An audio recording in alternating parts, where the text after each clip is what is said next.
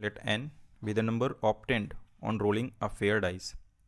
If the probability that the system of equation has a unique solution is k by 6, इस system of equation के पास में unique solution होगा, उसकी probability क्या है, k by 6 है. Then the sum of k in all possible values of n is, ये all possible values of n का मतलब ये है कि n की जिन जिन वैल्यू के लिए ये यूनिक सॉल्यूशन देगा, ठीक है, उन वैल्यू को आपको कंसीडर करना है यहाँ पर. तो यहाँ पर क्या है कि अगर आप डाइस फेंकते हो तो सैम्पल स्पेस क्या बनता है, 1 2 3 4 5 एंड 6. बेसिक सी चीज़ें जानते हैं. सिस्टम ऑफ इक्वेशन यहाँ पर दे रखा है.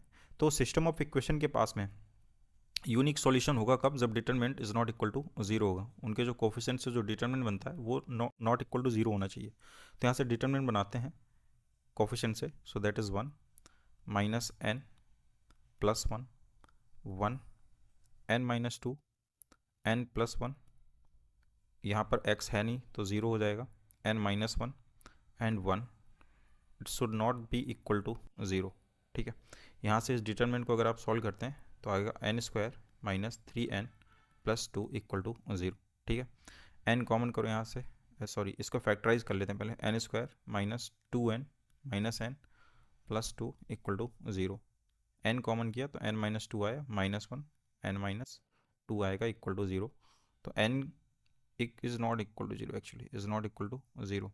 यहाँ से कितना आएगा, that is n minus 1 and n minus 2 is not equal to zero.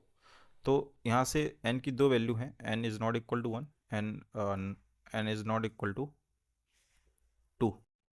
मतलब इन दो n की वैल्यू के लिए यूनिक सॉल्यूशन कंटेन नहीं करेगा, तो बाकी बची हुई वैल्यू के लिए तो ये कंटेन करेगा ना. n की कौन सी वैल्यू पॉसिबल है, possible values of n, possible value of n कौन कौन सी हो गई, 3 4 5 एंड 6.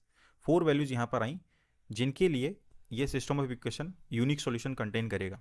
तो प्रोबेबिलिटी क्या बनेगी यहाँ पर, probability of unique solution, unique solution कितनी पर मिल रही है, 4 पर. टोटल कितनी है, 6. तो 4 बाई 6 आ गए. तो यहाँ से अगर आप कंपेयर कराते हो तो k की वैल्यू कितनी आ गई, 4 आ गई. ठीक है, और n की जो पॉसिबल वैल्यूज हैं उनका भी सम आपको लेना है और उसको k के साथ ऐड करना. सम पूछा उसने, सम ऑफ. तो यहाँ पर 4 plus 3 plus 4 plus 5 plus 6, right.